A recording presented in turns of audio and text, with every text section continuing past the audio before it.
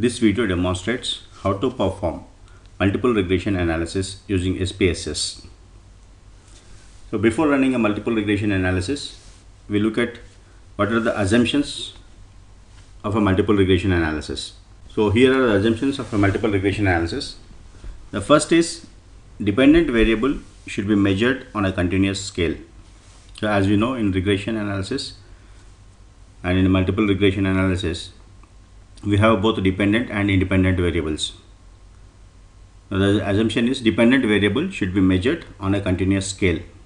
If your dependent variable is measured on ordinal scale like a 7-point Likert scale or a 5-point Likert scale, then instead of a linear regression, you need to run ordeal regression in SPSS. Second is your independent variables can be either continuous or categorical. So your independent variables can be measured on interval or ratio scales or a nominal scale like a categorical variable. Third is independence of observations. So to assess the independence of observations in SPSS, you can run Durbin-Watson statistic. Then the fourth is no significant outliers should be there in your data set. Outlier is a data point which stays away from the data. So we can to find out the outliers, we can run it with the scatter plots in SPSS. And very importantly, to run a multiple regression, there should be a linear relationship between dependent variable and each of the independent variables. That is one. And second is there should be a linear relationship between dependent variable and all independent variables together. And next assumption is data must not show multicollinearity. Multicollinearity is independent variables, or when independent variables are highly correlated, we call that as multicollinearity. So independent variables should not be highly correlated. Then residuals are approximately normally distributed. While running an SPSS, you can ask for a residual plot with a histogram so that it should be normally distributed. With these assumptions, we run multiple regression in SPSS. So for an example, I have taken a data set which measures the crime rate. So here is a crime rate statewide. So first we have is a state ID, then state name, then crime rate, that is violent crimes per 1 million people, then murder rates per 1 million people. So these two, any of these two can be considered as a dependent variable. We need to have only one dependent variable at a time and multiple independent variables. So we can run regression analysis on a crime rate, what are the factors influencing a crime rate and what are the factors influencing murder rate. So next is the percent of population living in metropolitan areas, then percentage of white population, percent of population with high school education, percent of population living under poverty, and percent of population that are the single parents.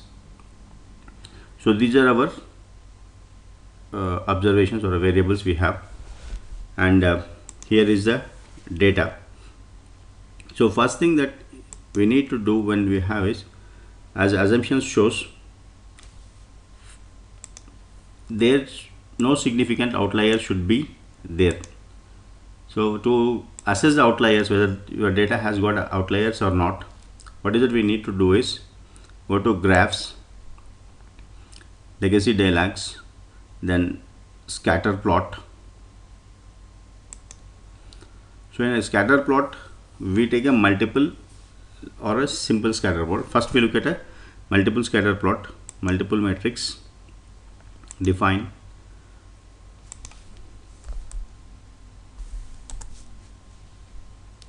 So first what we do is we take a violent crime rate,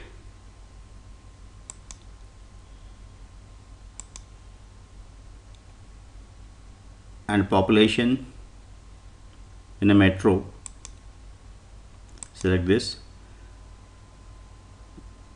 then population below poverty line and population with a single parent,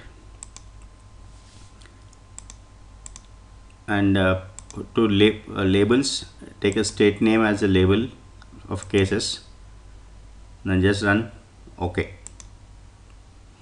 So this gives you the scatter plot, and observe here.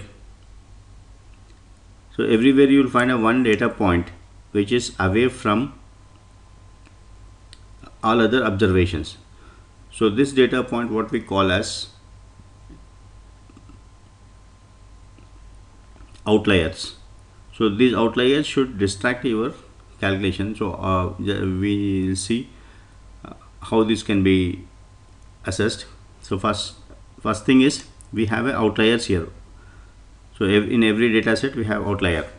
So next is, when you identified an outlier here, then go to each and every scatter plot for each observation, then click a simple scatter plots, define, take one at a time. So here violent crimes and percentage of population living, and label cases as scatter, label names as.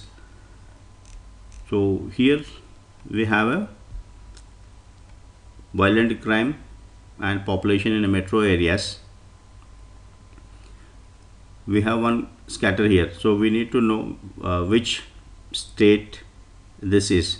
So to know that, double click on the graph, and once you have a chart editor, go to elements and click on show data labels.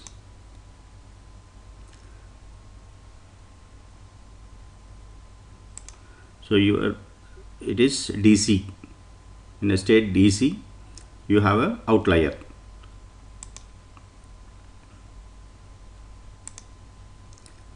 Right now, so first is we identified an outlier here. So what we can do is we can simply remove the outlier and run the regression analysis. And second assumption what we say is there need to be linear association between dependent and independent variables. So to know that whether there is a linear relation or not, we run a correlation analysis.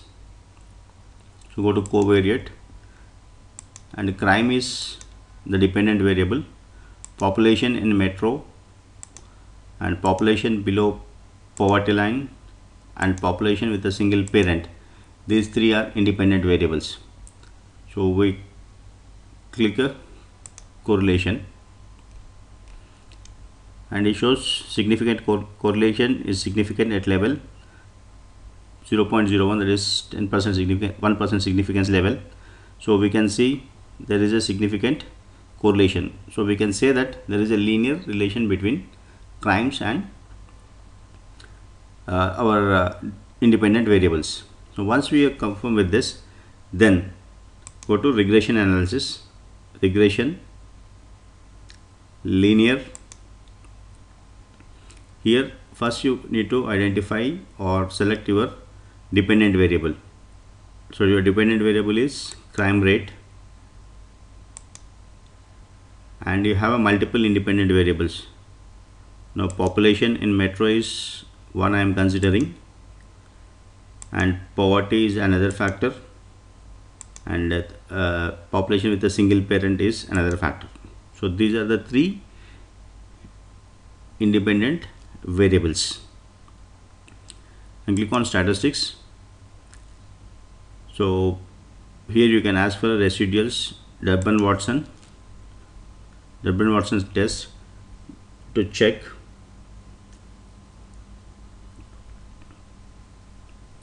Then click continue,